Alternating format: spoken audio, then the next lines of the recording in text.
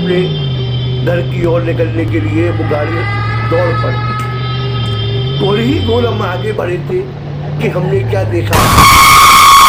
हम चंचल जैन बोल रहे हैं। बात उन दिनों की है जब हम शादी समारोह में गए हुए थे और शादी समारोह हमने खाया पिया खूब मौज करी वहाँ पे, और इसी मौज के अंदर रात के 2 बज गए।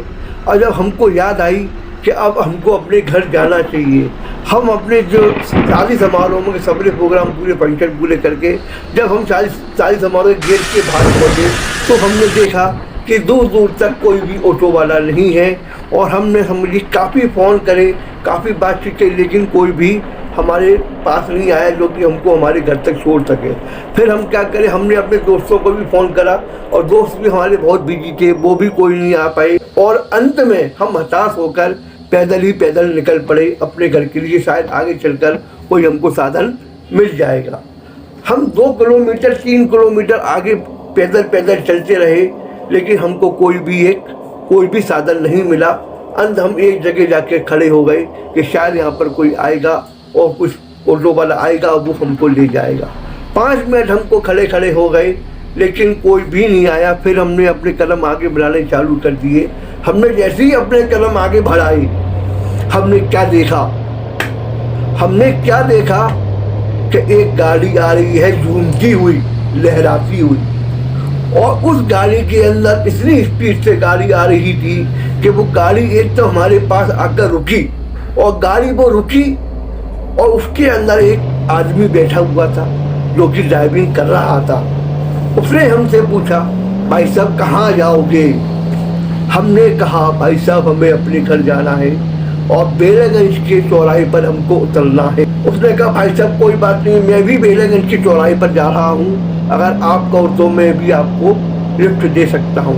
हमने कुछ सोचा कि हमने इतनी देर खड़े रहे, हमारे पास कोई नहीं आया, ना इधर से कोई गया ना उधर से कोई गया। अचानक ये गाड़ी हमारे पास कैसे आके रुकी?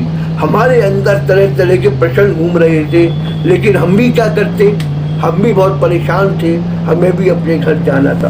हमने कुछ सोचा, उसके बाद उससे हमने बात करी और फिर हमने डरते डरते गाड़ी का गेट खोला और हम गाड़ी के अंदर बैठ गए और हम अपने घर की ओर निकलने के लिए वो गाड़ी दौड़ पड़ी। थोड़ी ही दूर हम आगे बढ़े थे कि हमने क्या देखा कि जो ड्राइविंग कर रहा था उस आदमी के तो हाथ ही नहीं थे, और गाड़ी बहुत ही स्पीड से चली जा रही थी। हम अंदर से बहुत डरे हुए थे, बहुत सहमे हुए थे। हमारे मुंह से आवाज निकलना बिल्कुल बंद हो गई। अब हम क्या करें क्या नहीं करें, और गाड़ी इतनी स्पीड से दौड़ रही थी कि जिसका कि हम आपको बयान भी नहीं कर सकते थे। उसी दूर गाड़ी चलने पर माँ उसी गाड़ी के अंदर से भयानक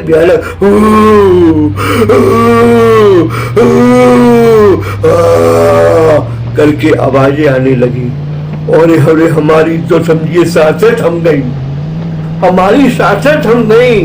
और हम भी क्या करते, हमारे हाथ में भी एक लाइटर था और वो हमारी लाइटर हमारी जेब के अंदर रखा हुआ था, लेकिन हमारे हाथ इतने कपकपा रहे थे, हम अंदर से इतने डरे हुए थे कि हमारा हाथ अपनी जेब तक पहुंच ही नहीं पा रहा था।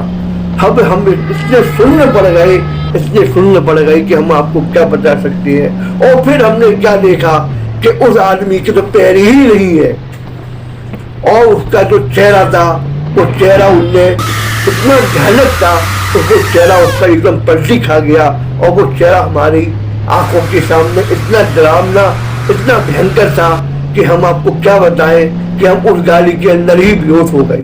और आगे की कहानी जानने के लिए आप हमारा पार्ट 2 देखिए। अगर आपको हमारी वीडियो पसंद आए तो आप इसको लाइक कीजिए और शेयर कीजिए, और हमको आगे की वीडियो बनाने के लिए हमको प्रोत्साहन कीजिए।